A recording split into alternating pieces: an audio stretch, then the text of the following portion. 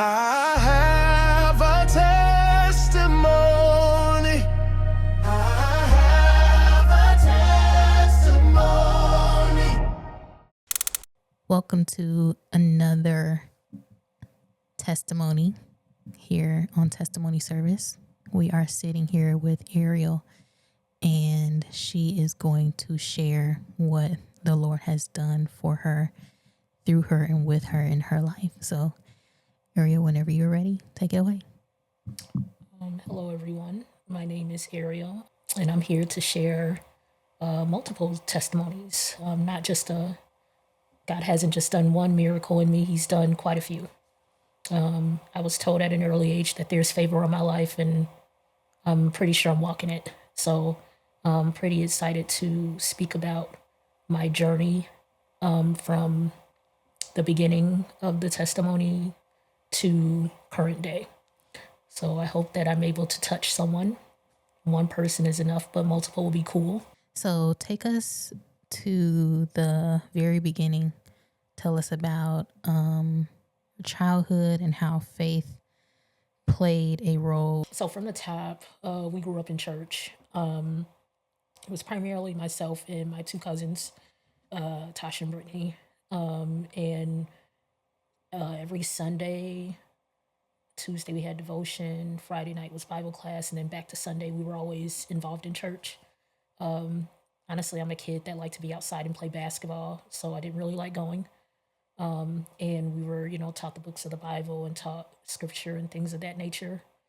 And even though I didn't like it then, it's still a few things that I carry with me to this day. We grew up in a Christian Reformed church, if I'm not mistaken, so it was a bit kind of a button up. But it was good as we got older and as my mother got bolder in her faith, she was able to explore out and get us into more like progressive churches. And that's when church became fun for me. And from the church that I grew up in to the church that we wound up matriculating into in my teenage years, that's when you start to learn about intercessory prayer and prophesying. And around that time, that's when I was prophesied to that, I have a lot of favor and I would be walking in favor. And I grew up in Christian schools and they didn't talk about that. But I about knew what it was because I knew it was something good. I always knew it was something good. So I just took that with me and just kind of filed it away and just went on living my teenage life. Played basketball in high school. That's all I knew. And wound up being a successful basketball player, going to college and playing. Went to Lincoln College for 2 years and played there. And then went on to Millikan University and played there. At Millikan University, won a national championship. So my basketball dreams kind of came true because I was able to be a champion. Once that basketball career was over, I was able to go back to one of my alma maters, Lincoln College, to work with the basketball team and be a residential RA, running in an apartment building for the kids. It was there that I got sick. I've been healthy my whole life, never even a broken bone, barely went to the doctor growing up just to get shots and stuff like that, but nothing crazy. Just I've been a healthy, athletic, gym rat. That's all I knew. And so getting sick was out of the norm.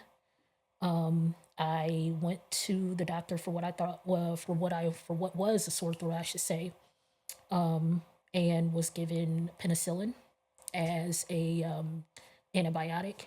And I did not know that I was allergic to penicillin, and I had to find out the hard way. And so from January, the end of January, I think that was 2008, through June 2008, my body had went septic. And during that course of time, it was just a bad time, very sick. Couldn't hold anything down, but also didn't have an appetite. So it's kind of scary, still regurgitating things when you have an empty stomach. So it didn't add up. But within that time, it wasn't a very memorable time for me because I was that sick. But I do recall being at church one time and there was a prophet at the time, Prophet Donnie, prophesied to my family to essentially stay away from me, like don't touch me. And my mother specifically and Kelly specifically followed those instructions and put me in one of the bedrooms here in my mother's house. And while being in that room, that was the first time I encountered an angel. And it was this big angel, big muscular guy standing in a corner with his arms folded, just watching me. And he had big, majestic wings. And that was that. Later, a few days or so after that, I couldn't remember if it was days or weeks, but my mother was just really scared for me and kind of gave an ultimatum like, hey, you got to go to the doctor. I don't want you to die in this house. Your sisters are here. And that jarred me enough to go because I didn't like the fact that my sisters had to see me sick anyway because they're used to me being a certain way. But it also terrified me that if something were to happen to me, I don't want them to go through that and have to see that.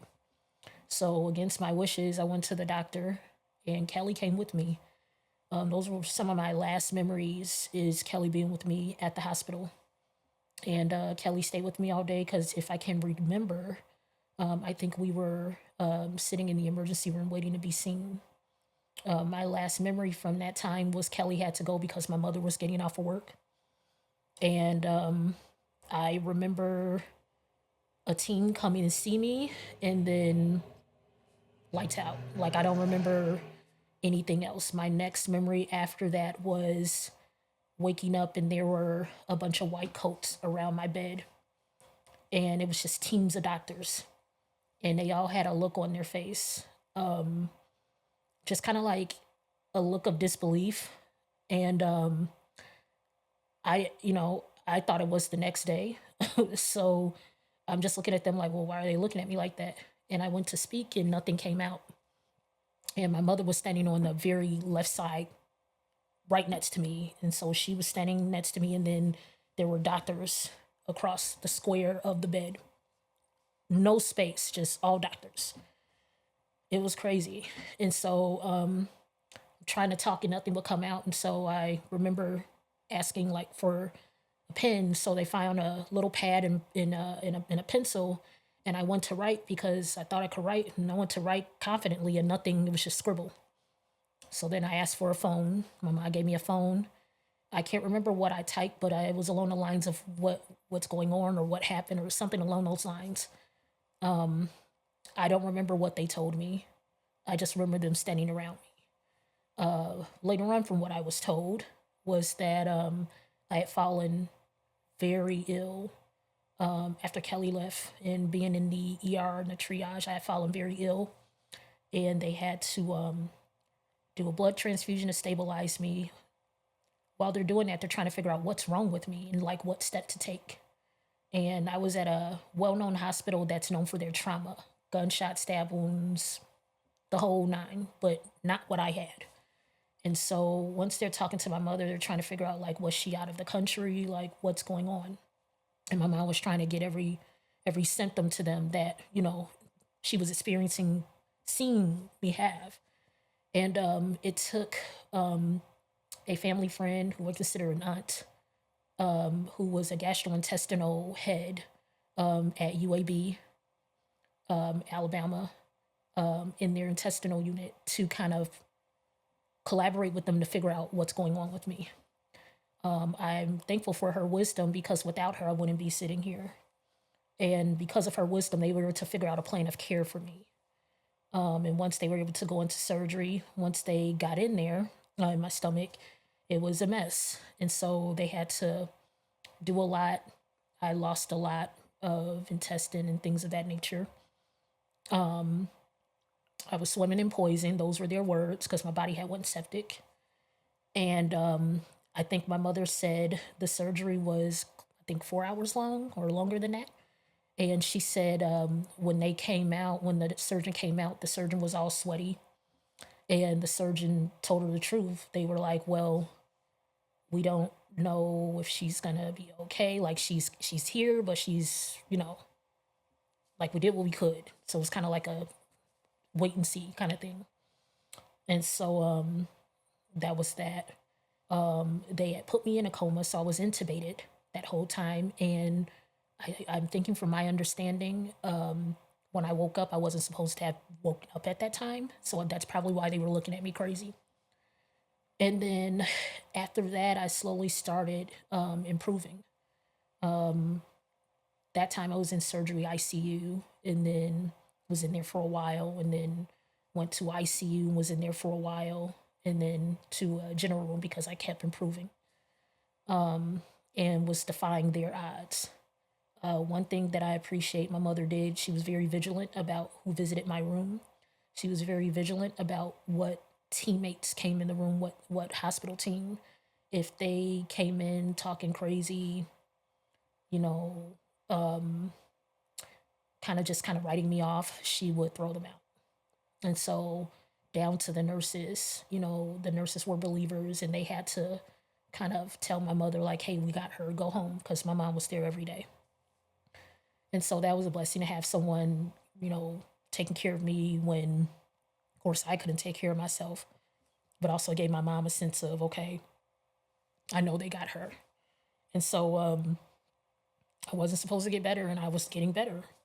And I had some crazy setbacks and stuff like that while I was in the ICU, but just kept getting better past that. As I continued to get better and defy their odds, they were able to transfer me out of the hospital into a rehab hospital. It was there. Once I was there, my mind was a little bit more clear, and I knew more what was going on with me. And there is where I started, relying on my faith, because it was at the rehab hospital that they started talking crazy to me. And not, I wouldn't necessarily say crazy to me, but like they were trying to tell me what I was not going to be able to do. And I didn't have time to hear that, because at the time I'm young. I'm 25 at that time, and I have things to do. I've just ended my basketball career. I still want to play basketball, so imagine someone telling you that you're not going to walk again. Or imagine someone telling you, oh, you're going to have a bag on the rest of your life, an ostomy bag the rest of your life. Like, your quality of life is going to be this. Hey, let me give you this brochure so you can order all this stuff and these outfits and these kind of bad. I don't want to hear that, So I had to rely on my faith in that. And they tell me what they wanted to tell me, but I believe something different, because it's just the will that I have. And it's also like, I just don't believe that. Like, I just did not believe that was my story. And so once they discharged me, when I got discharged, I went home in a wheelchair. And they just knew that I was just going to be in this wheelchair. And sitting around the house one day, I got sick of being in that wheelchair. And at the time, I called my stepfather in and came in the room where I was at. And I told him, say, hey, I feel like walking today. And before, I wasn't really doing the best walking because of all the trauma that happened to me. And I got up and started walking. I walked him. And that was the last day I was in that chair. And so it was to their surprise when I went to physical therapy that day that I walked into physical therapy instead of being in that chair. And from there, I had them fighting even more for me, because they were fighting for what they thought it was going to be. But once I'd fight the odds and relied on my faith and just didn't believe their report, they started morphing their belief. And then from there, things just kept going.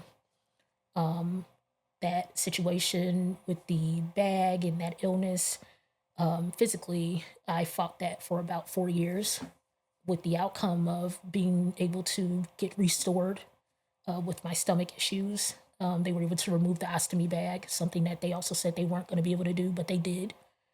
In that, I was able to find a doctor to work with me, because I told him what I wanted, and I told him what I believed, what I wanted, not what they wanted me to live, and this is how we want you to be the rest of your life. I told him how I wanted to be. And that doctor believed me, and he wanted to work with me and gave me a list of instructions. Okay, yeah, if you say you don't want to wear this bag, okay, we need you to do this, this, and this. And I did those 3 things meticulously. And to this day, I don't have it. And so in that first illness, I should say, what I took from that is, doctors are here. God created doctors. He imparts wisdom in all of us. But they're trained, they practice medicine.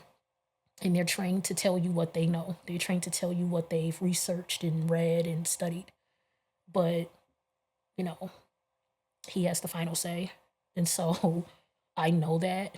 And I'm kind of like, I'll believe him before I believe them, especially if I also have the willpower and I know myself and I know I'm strong. If you tell me that I can't do something and I feel that I can, I'm going to try to do what I feel I can do. And because of that, they had to follow suit. They had to follow my way, and they had to follow God's way, because that just wasn't his way. And that was that from that first case. Now, you mentioned that the doctors or the people who were handling your care, how they were basically saying things like, well, you might not walk again, or you're going to need this chair for X amount of time. And you mentioned how stern you were with them in advocating for yourself.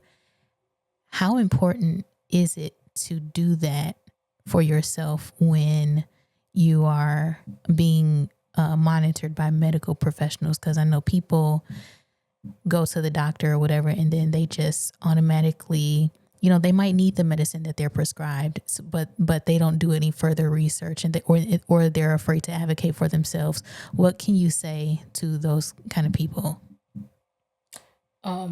Me, I'm a feisty person. And I have an unshakable faith. I just, if I know that I know something, like, I'm going to stick with that. And I can be PC, politically correct, and stuff like that. But sometimes I'm just blunt. And I just knew that that was not the story written for me. So you telling me I'm not going to be able to walk when I'm a whole basketball player, and then try to encourage me, oh, you can get into wheelchair basketball. No, I run, I jump, I shoot. Like, that's not, it just did not fit the aesthetic, but it also didn't fit the vision. That's not how my story was supposed to go. And then plus, I knew within myself, with my fight, I'm going to fight tooth and nail to get up. I just didn't know any other way. And so if I sound kind of brash and harsh and kind of cocky right now, it's not that. It's just that even today, there's not a lot that people can tell me about, well, you can't XYZ, you can't, because it's all in what you know who you are. And you have to know who you are, and you also have to know who God is. And so with those two things, there's not a lot that people can tell me then and now about what I can't do. Now, I am a realistic person. I do believe in doctors. I do believe in medicine. But when you want something, you also got to put in the work. I believe that if I wanted God to heal me, I was going to be Lazarus laying here and he's going to come and get me up. Like, no, I'm going to put in some work too. But I just know that I didn't believe what they were telling me. And I knew in my heart, like, well, I'm going to walk. Like, I don't know what they're talking about. I don't know when I'm going to walk, but I'm not about to be in this chair all day running into the wall, because I couldn't steer it. So I just knew, you couldn't tell me that I wasn't going to get it. Plus, I had people praying for me and for my healing, and it was too many powerful people who knew how to pray. It was a team of people that constantly prayed, and I know that God had answered their prayers before. And prophesied to before that I had favor. So with favor, I'm not going to be in this chair. So I just didn't believe that he would bring me all the way through and defy all of those odds, have all of those doctors looking at me crazy, going to all these appointments. And anytime I went to see them throughout this whole journey, they would be looking at me crazy. For me not to walk, that just didn't make no sense. So I just, there was just no other way. There wasn't an option. And that's powerful in itself. I like how you mentioned that there were people praying and standing with you and believing for your healing and recovery. And I think it's important for people to also realize that, when you have a will to live and you know that people are praying for you consistently and lifting you up, you have to partner your faith with that. And there is real power in believing with other believers. So I love that was your mindset at that point in time. And obviously the doctors were wrong. You say that you're a realistic person. And I think doctors will pride themselves on their medical knowledge and their history with seeing cases that might be similar or whatever. So of course they're going to say things like, oh, well, you may not walk again, to not, raise expectations or giving false hope or whatever like that. But there is nothing false about faith. And I applaud you for having faith that size at that point in time. So now you are past that hurdle in your health journey. What was next for you? So try to recover, because that recovery was not only physically taxing, but financially, emotionally, my career, and just, kind of happened kind of straight out of college. So just trying to jumpstart a career. I'm very career oriented, very business minded, and I just know that I'm just born to be successful. And so I tried to get into a couple different industries and make a name for myself. And I just, kept climbing. I had to rebuild because I lost everything in that first illness. Lost housing, everything, jobs, everything, money, everything. And so the residual effects of that lasted some years, unfortunately. Then I came across a job where I was working, and little stuff started happening. Like I noticed in my body, just kind of feeling funny and getting like sinus headaches and stuff like that. And my mother and my father have a history of like sinus, and sinus headaches. So I'm just popping Advil, cold and sinus like Skittles, like they do. Just you have a headache, take this Advil, and you're good. And then kind of progressed. And by this time, I hadn't been to the doctor since I was discharged from having the bag, and I had a clean bill of health from that. And I just didn't see a reason to go to the doctor. Plus, I had been okay. And so when these sinus headaches started, I was just like, okay. But then when it kind of progressed, and then I was like, okay, still. But then they wouldn't go away, and I'm taking the medicine. That's when I was like, okay. And I had a colleague at the time that I was working with. I expressed to her what was going on, and she knew my story, and she was, gentle with me, but she was also kind of nudging me to like, hey, you should go to the doctor and get checked out. And I was just expressing to her like how scared I was, because all I knew is when I go to the doctor, I don't come out.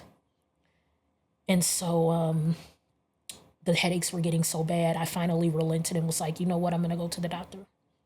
And so I left work one day and went to Northwestern Hospital downtown, and saw a primary care doctor.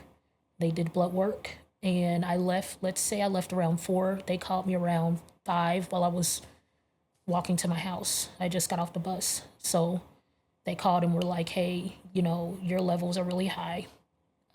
Specifically your creatinine. We want you to come in tomorrow.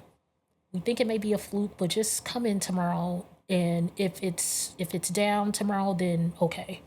But if it's the same, then you're gonna have to stay.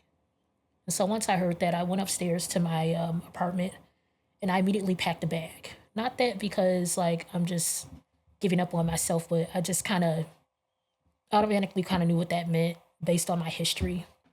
And so I just thought it was the smartest thing to do. So I just packed the bag with like toiletries, and went to bed. Woke up the next day, went to work, did my day, went back to Northwestern, and they did the blood work again, and my creatinine level was even worse than it was the day before. They immediately rushed me to the ER. And while I'm sitting there, they took my blood pressure, and I got that look again that I'm familiar with from doctors and nurses. And when I saw that look, I immediately was like, oh no, like here we go. And so they were looking at me and they're like, are you okay? And I'm like, yeah, just like I'm talking to the audience now. I'm just like, yeah, I'm good. What's up? Oh, well, your blood pressure is 200 over 189, like that stroke level. Are you okay? And I'm like, yeah, like, what's going on? Yeah, just, hey, I'm chilling. Yeah. And they admitted me, of course, because are you serious? And so I spent the night in cardiac ICU. And that next morning, it's about a team of 2 doctors, a man and a woman. They came in my room and told me that I had chronic kidney disease, stage 3. They think it was stage 3. And so when I heard that, I didn't cry. I was kind of confused. I just kind of went silent for a minute. And I remember just sitting in the bed, just like with my head down, kind of like this. And then about a minute or so later, I kind of popped out and was like, okay, well, what do we do to fight? What do we got to do? Like, because I was just kind of going through my mind again, like, man, okay, here it is. I got another fight. I know this is going to be a fight. Like, I got to fight again. And I'm just now starting to get some traction in my career. Like, I'm just starting to get going. And now this. So, yeah, what do we got to do here? And so they started explaining things to me and went from there. When they left out the room, I think I called my mother. I'm sure I did. And then I was in that hospital for a week. When I left there a week later, I had the tools that I needed to know what was about to happen with me and what they wanted me to do. And so while I was in there that week, they wanted me to start dialysis right away. They wanted me to do a surgery where they were putting like a port in my arm. They wanted to do all this stuff, but I did not want to do that because I just didn't believe that. Like I was like, no, we're not gonna do that. I'm gonna pray. I'm gonna see like what this is. And I've been blessed in my illnesses to have a great team of doctors. So I ran into a doctor that was assigned to me, and she fought with me for the months that I could fight, and gave me a series of medicines. And she became like a counselor at the same time, and she was also praying for me. And I went from January of 2018 through, I want to say, August of 2018 with no dialysis. I fought it until I couldn't fight anymore. By then, I knew I needed a kidney. I knew I needed to get on the transplant list, and I just knew that I was going to get a kidney. There was no like, oh, I think I'm going to die. This is it for me. I just knew like, okay, well, if you're saying I got to get on the transplant list, well, what do we got to do? Anytime I met with something like in a task or an obstacle, I'm just like, okay, well, what are we doing? Like, there is no, just gonna throw in the towel. No, it's always like, all right, and don't sugarcoat, don't try to pacify it to me, give it to me because we need to go fight. And that's just, and then that's just how my faith works too. It's like, okay, we're doing this. Okay, so yeah, like, let's go. Give me what you got. And so got in dialysis, got on the kidney transplant list. They gave me the timeline. I didn't like the timeline, and I was believing God for a miracle to get something earlier. Had a team of people praying for me. By then, we're using social media to, DM, and I had great people DMing me. I had my brother-in-law DMing me, telling me that he's praying for me and telling me, that he loves me and that he hopes I get something soon. And I thought that was admirable because at the same time, he's going through what he's going through. So I had like just great people in my corner, and having great people at the dialysis centers that believed my belief that I was going to get what I needed. And so they worked hard for me. Then I was assigned a doctor that had the same belief. And so he worked hard for me. And so the fight was a fight, but it was good to have people that I knew I could lean on at times. And, towards the 5th year mark, that's when things got a little scary. And I still believed that God was going to heal me and bless me with my kidney, but, the body is the body, and the body started kind of wearing down. And so that was the first time I felt a little fear. But within that fear, I also knew that if this was the will of God, then I know it's his will. And so I had a little fear, was gaining a little peace about the fear in what was to come, if that was to come. And right when I was just about to, because my body was just tired, I was tired, I got the call November 13th, 2022. In the morning, I was in the kitchen making coffee. I was about to go see Black Panther, Wakanda Forever for like the 3rd time, because that was my kind of thing to do at that time, because I wasn't working. I couldn't work anymore. And so I'm in the kitchen. This was a Sunday, and I get a call from a 312-694. Those 6 numbers I knew was Northwestern. And I kind of looked at my phone. I was like, well, why are they calling? But then I answered quick because I'm like, hey, okay. So pick up the phone. And the gentleman said, hi, this is Keith from Northwestern Transplant. I immediately blacked out. Keith, what's up? What you got? What are we doing? Let's go. I'm ready. And he started laughing. He's like, slow down. I gotta tell you something. I gotta do my thing. Like, slow down. He's letting me know, like, hey, we found you a kidney. This kidney is going to last you a lifetime. This is a great kidney. Do you want to hear about it? Told him, yeah. Let me know that the donor was a young man, passed from an accidental overdose. Let me know that, the kidney had been biopsied and everything was good and it was healthy and it was a good kidney. And by then I'm like, well, what time do you need me at the hospital? I could be there in 15 minutes. And he was trying to slow me down. And as he's talking to me, I'm in my family group text. I think I was saying OMG, OMG, OMG. And I think my mom automatically knew. And so by the end, he gave me the instructions to, what time to be at the hospital. And after I got off the phone with him, I called everybody. And then that night, or that early evening, reported to the hospital like they wanted me to, checked in, and saw some familiar faces that were very happy to see me under these circumstances. And by that evening, I was transplanted. So let me just backtrack just a little bit. During your first illness, you mentioned an encounter that you had with an angel that you saw. Was there any point during your second illness that you had an encounter that was similar to that or anything? Only one time, being completely honest. I was staying in my apartment. I had a studio apartment, but it was a pretty nice sized studio apartment. And one night, I can't remember if I had like a procedure. I think every now and then they would have these little procedures in between waiting on the kidney, just doing little things. And I think it was that. And I came home from a stay in the hospital recovering from that. And I was just very sick. And I just was restless and couldn't get comfortable. Thought I was gonna die because it was just miserable, and I can't even remember what they did. I don't remember. I just remember being at the worst of the worst. I'm in my apartment. I live alone. There's no help.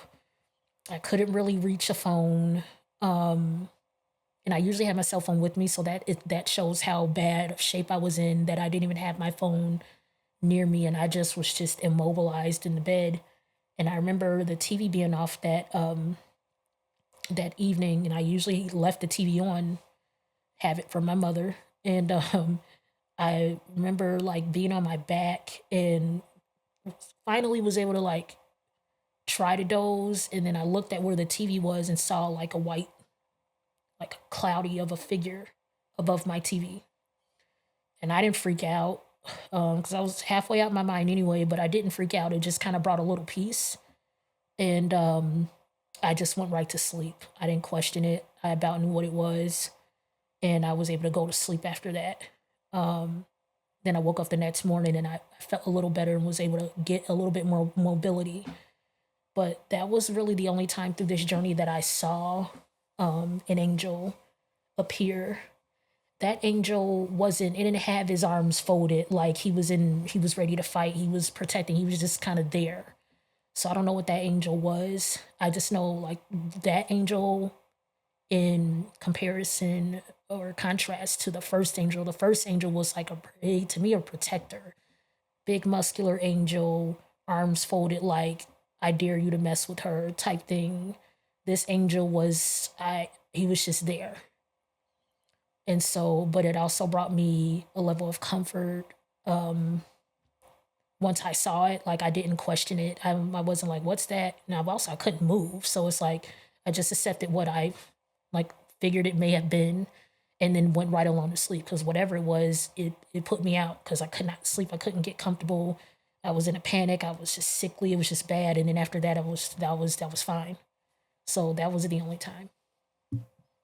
I think that's a beautiful thing that God does.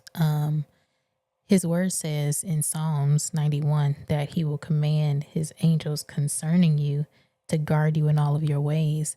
And that's a promise that he gives us as stewards of salvation. I think that's a beautiful thing that he does, not only to assign angels to us, not only to send angels to us to administer healing or comfort or whatever it is that we need at that moment, but to allow us to actually see that for ourselves. Yes, sometimes we can feel their presence, we can feel the benefits that they're bringing us, but to actually see it with your own eyes is amazing. And so I thank God that he allowed you to have that experience not once but twice, and that this time around you were able to get some rest where you had been restless. So thank God for that. So yeah, so after I got my kidney, um, I remember them. They woke me up and they were like, "Oh, you're all done," and I was like, "Oh, that was quick," but that surgery took hours. And so they wheeled me back to the room, let me get some sleep, and I felt like 20 minutes later they came and woke me up, but it wasn't 20 minutes. They come in there around 4 in the morning, and I was so annoyed because I'm like, I just got out of surgery, but the hospital was not a hotel, so so they got me up to weigh me because when you are dealing with kidney issues, you retain water, you retain fluid, and so they were trying to see if the transplant had started, if the kidney was already working. And so I'd already been connected to a catheter and was already making urine. And so that's a good thing because when your kidneys fail and and you progress in terms of the stages of failure, your bladder, you are no longer able to make urine. That's what dialysis is for. It filters the toxins out of your blood. It filters all the bad stuff out of your body because you can't urinate it out. So in that, while I was sick, I was dealing with crazy chronic pain. Just it would be times that I was immobile, couldn't get out the bed. I was working from home remote, but even just trying to get up to get to my desk, I wasn't able to do. And then at the worst, towards the end, it would take up to like 11 a.m. for me to get out the bed, for my body to start working and moving. That's how bad it got. And so I'm remembering that because when I went to the hospital, I was in a world of pain, and I just kind of knew, being an athlete and being an elite athlete, you know how to tune things out, you know how to push through.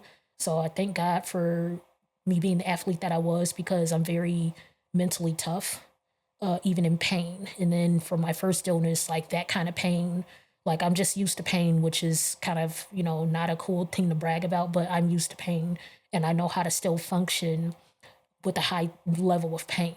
And so they got me up and walked me over to take my weight.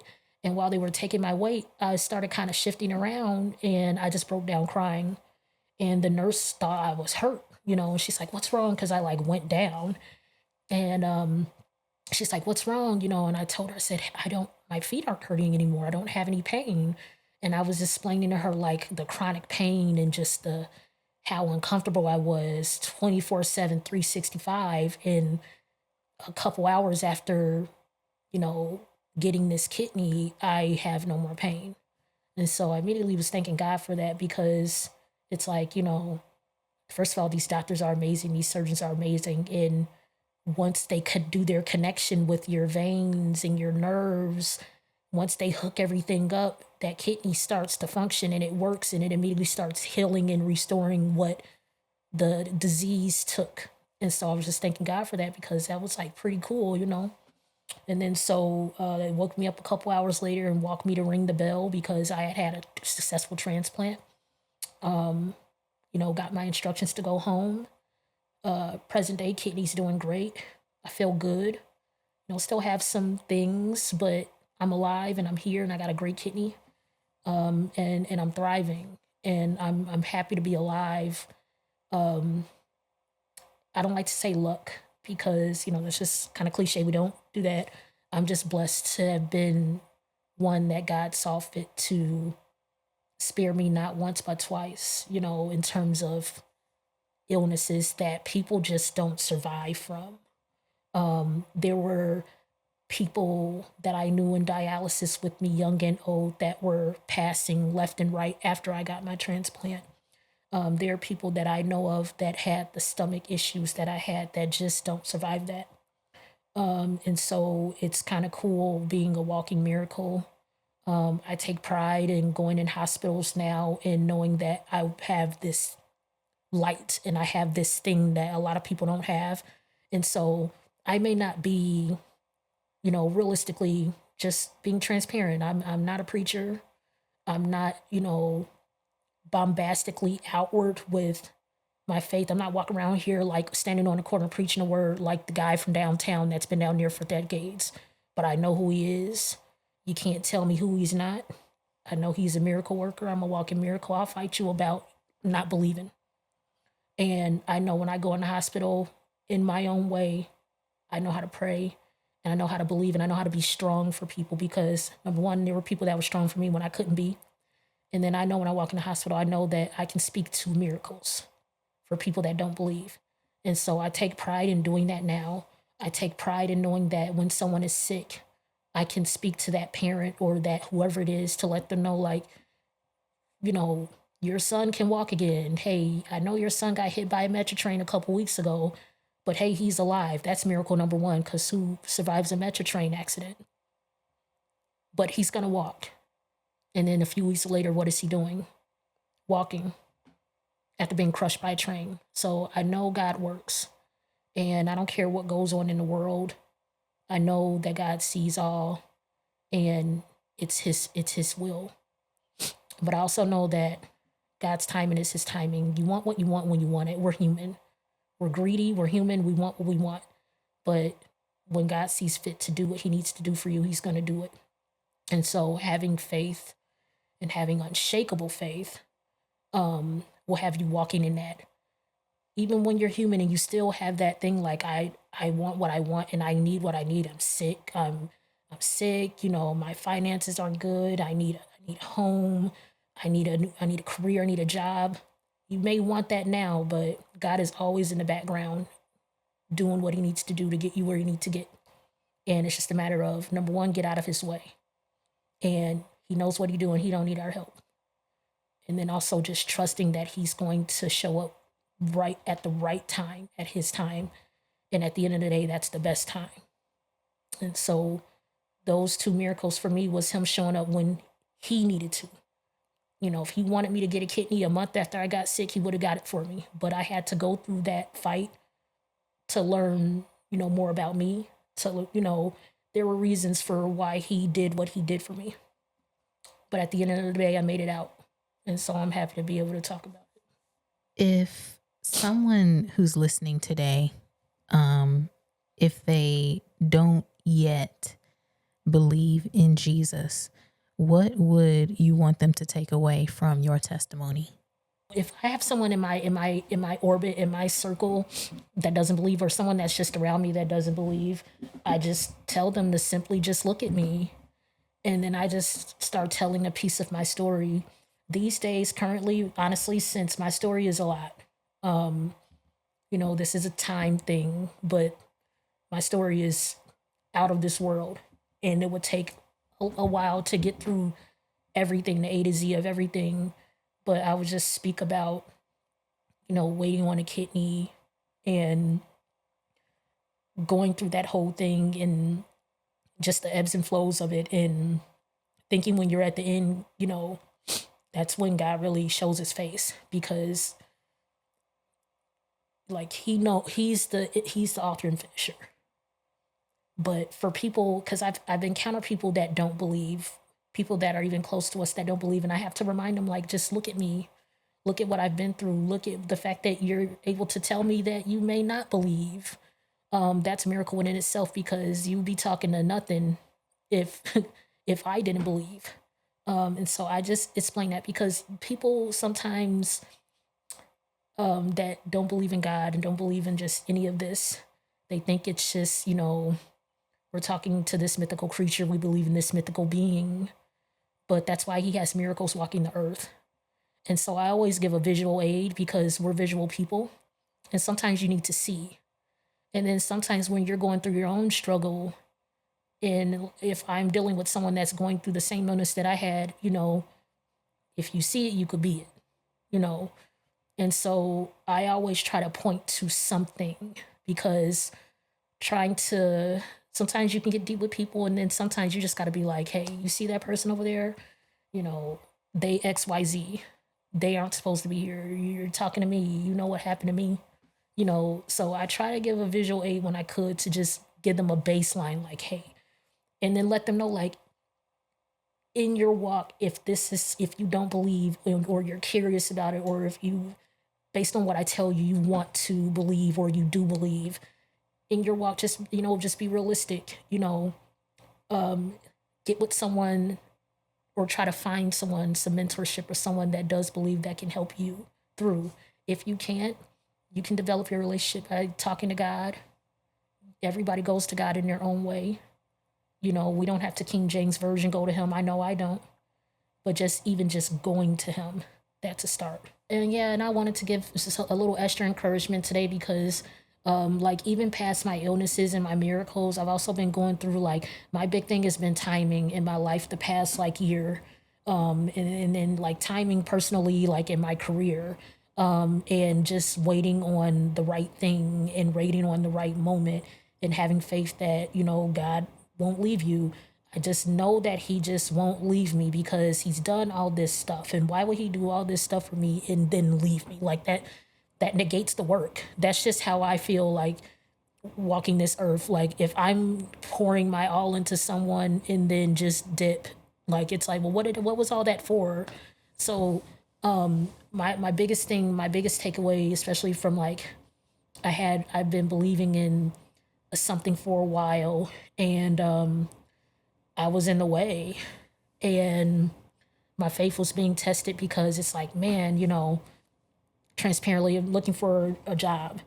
Like, I know I qualify for this thing, why am I getting denied? Why am I getting denied? And then you get your anger in there, you get your self-doubt, you get your depression, you get all these things against you, even though you have favor, but you forget that, because you're human. That's just me.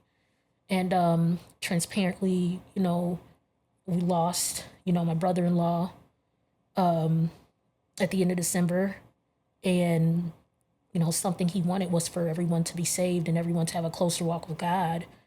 And in my way of honoring him, I've been doing that. And once I started doing that, I made a commitment to start my day with daily worship. I made a commitment to, getting out of the way and just letting him do it. And then in that, I was able to talk to God and tell him what I wanted. But in that, you could talk to God all day and ask him to bless you and all this other stuff, because that's what a lot of people go to God for. And you got to make sure, when you're doing that, you got to make sure you show your reverence. You got to make sure you come to him correct. But in doing that, I got out of the way, and I made a promise to get out of the way and just let him do it. And once I started doing those things, I essentially worshiped my way into a job. And I have been looking for a job heavily since October, because I was kind of brokenhearted that I needed to find a new job. I was somewhere where I thought my feet were planted and I'm going to be able to give back, and it's going to be a full circle thing, but it just didn't work out like that. So once I was able to come to that realization and stop being stubborn and get out of the way, I started looking. And then we unfortunately lost my brother. And I just, I'm like, I want to honor my brother. I want to do what he wanted us to do. And so in honoring him, I started changing it up, and ask God to put me in the right space, and do it in the timing that's right. And I would come across, I started getting major interviews and a lot of interviews, but I would think I was the right fit, but then I wasn't. I didn't, but at this time I didn't get mad, because I'm like, okay, he's just gonna do it, And I stayed consistent, stayed worshiping. When I felt angry, I would worship. When I felt mad or sad, I would worship. And so, found a good company, applied for it. They found me, wanted to interview. That process took a week. I was just hired yesterday. All because I just changed up how I'm walking. And I let God do things in his timing, and I got out of his way. We need to get out of his way. We need to get out the way. I think a lot of things will be kind of like released to us if we just, have faith. If we say we have faith, walk in it. And know that God doesn't need our help. Just get out of the way. Give it to him and let him do it. You gotta, like they say, cast your cares upon him. Do that and let him work and get out of the way. Do your part. because you know you got to do your end. He's not going to bless nothing that you're not putting in effort. Put in the effort, but don't give up. Don't quit. Have a routine. Have a worship routine. I listen to 3 songs, and that gets me going. And whenever I feel down, I listen to my songs. Before my interviews, if people are out here looking for a job, I know we're talking about miracles and healing and stuff, but if you're looking for employment, pray over your resume before you send it out. When you get an interview, if you can, if you work and take the day off of work, have you some worship in the morning, have you some coffee, take you a good shower, get ready. About an hour before your interview, worship, pray over your interview. Pray that people see your light. Pray that people hear you. Pray that they have a clear mind, and ask him for the right words to say, and then get out of the way and be consistent in that and watch you get something. So my takeaway is God's timing is his timing. Stay faithful and stay prayerful. Get consistent. Get a routine and get out of his way. And you're good. One last question for you. If you could just give us a picture of who Jesus has been to you over the course of your life, what would you say? Yeah, Jesus is my homeboy. Once I learned that we don't have to be like uber traditional and I don't have to be King Jamesy, that's what I call it. My walk is my walk. I learned that from my grandpa Donald. Grandpa Don, kind of affirmed me and was like, yeah, like if you could talk to God how you talk to your friends. And that's how I talk to God. And that's my walk, and it works for me. And that it like he's just my friend. That's who he is to me. I do fear my friend because you fear God. And I don't want to play with him. So I don't question what he's doing. I try not to, even when things are bad, even when you lose people that you don't feel like it's not fair. I just still don't do it, even though I know that it's okay, but I don't want no smoke with my friend. And so the way that I casually talk about God has other friends around me curious about my relationship with him lately, because I've been telling people more in my circle, my small circle, like, hey, this is what's happening to me, because ever since this happened, and this is my brother-in-law's wish, I've been walking like this, and it's been working for me. I don't have anxiety. I'm getting a better night's sleep. I'm good. Maybe you guys should try it. And so that's who God is to me. He's your friend, and that's who he can be. He doesn't have to be this. You ain't got to go to him in your choir robe. Like, just go to him as you are, because he accepts us as we are, and that's who he is. Well, amen. Thank you so much for sharing your testimony and who God has been to you. And we thank him for all that he has done, all that he is doing, and the things that we have yet to see him do. So thank you so much for sharing with us. You're welcome.